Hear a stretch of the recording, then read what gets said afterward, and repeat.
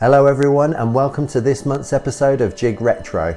This episode is a special Jig retrospective looking at the Sega classic game series Streets of Rage. Most definitely a landmark series that helped Sega stay in the hunt with its Megadrive with huge competition from the Super Nintendo and gave those Super Nintendo owners envious eyes. I personally have huge nostalgia and admiration for this series, and I'm so pleased that it's finally got a fourth installment. Streets of Rage 4 does some serious justice to the series. I just wish it could have come out sooner. This Jig retrospective is far too epic for just one episode, so unfortunately I've had to split it into two.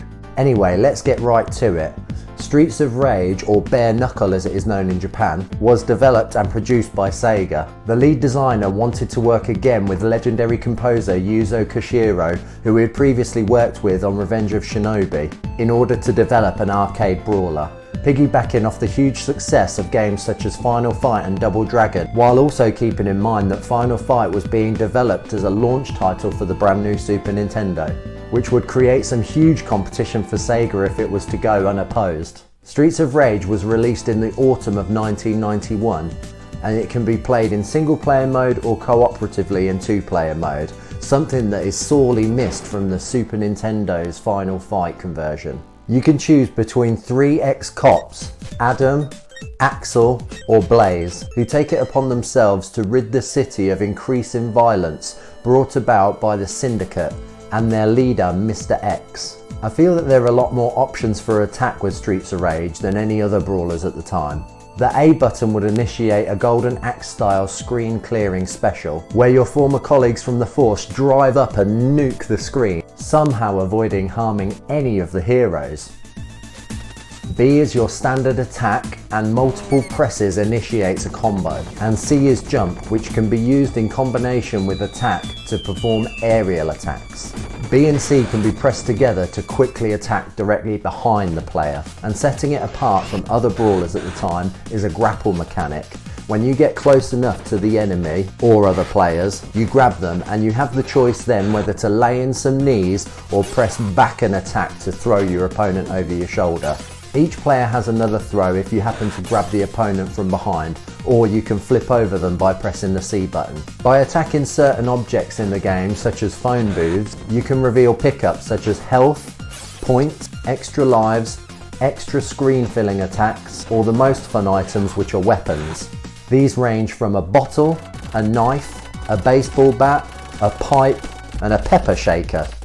The ending of the game is quite unique. Mr. X will offer you the chance to join the Syndicate, which if you agree will send you right back in the game, which can be quite disappointing on the first playthrough. What's not disappointing is an ending that's not canon when playing in co-op, when one of you agrees to join the Syndicate and one of you doesn't, and you fight to the death. If the defector wins, you have the opportunity to take Mr. X's place as leader of the Syndicate. The soundtrack was acclaimed, and you could easily argue that it's the best in the series. It's so good at utilising the strengths of the Sega Mega Drive's audio capabilities to bring amazing atmosphere to this game. It just gives you the feel of a dirty, dingy city nightclub.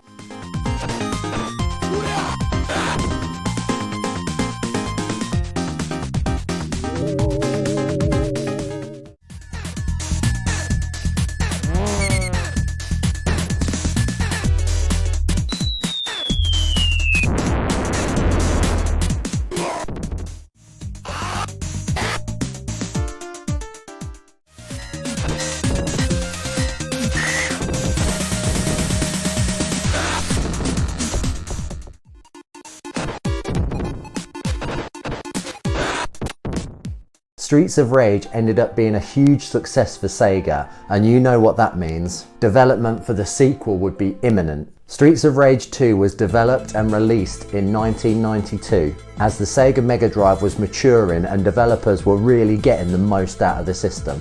Alongside more cartridge space for bigger sprites, more background detail and more moves. Streets of Rage 2 introduced two new characters to the series, Max, a former pro wrestler, and Skate, the younger brother of Adam, who has been dropped as a playable character from this game. 1 year since their original victory of destroying the Syndicate, they have rebuilt and returned by kidnapping Adam in order to seek revenge. This is by far the most accessible game in the series. In fact, it's probably about its only criticism, that it's possibly slightly too easy. Although everything plays similar to the original title, everything's been dialed up and hugely improved upon. The screen filling attacks have been removed and replaced by 2 new moves for each character, which when used deplete a small amount of health. One, by pressing just A on its own, will clear the enemies around you to stop you from getting swarmed, and the other, which is A and forward at the same time, which inflicts some serious damage just ahead of your player. Alongside this is a secondary special move which can be initiated by pressing forward attack, and this doesn't deplete any of your life. Grandapa! Skate also has a dash move, making him by far the quickest character in the game, but also the weakest. In fact, this is clear across the board. Each character feels much more unique and individual compared to the original title. Weapons have been slightly tweaked with the removal of bottles, baseball bats and the pepper shaker.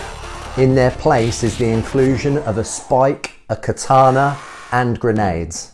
Yuzo Koshiro returns, this time teamed up with Motohiro Kawashima, to develop a soundtrack that at least meets and in a lot of ways surpasses the original. Similar to the bad ending of the original game, players can now select a duel mode, where you can pit your favourite characters against each other across a few different areas of the game, most of which are littered with weapons. This game has to be considered one of the best games for the system, and it absolutely still holds up today.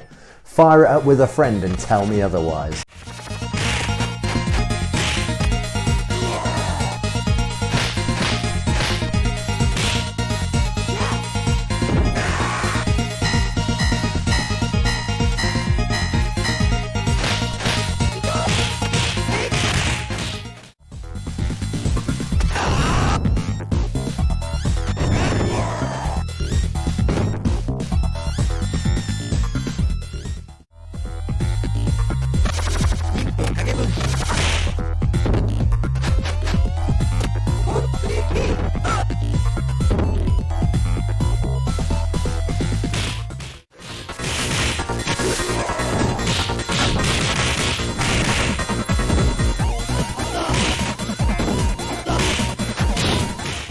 This is the end of the first part of the Jig retrospective on Streets of Rage, but please tune in next month where we will cover Streets of Rage 3 and 4. Please comment below on your own personal journey with the Streets of Rage series. I'd be happy to hear from you. It would also mean the world for me if you would kindly like, share and subscribe. Much love, please look after yourselves and each other and get your geek on with Jig Retro.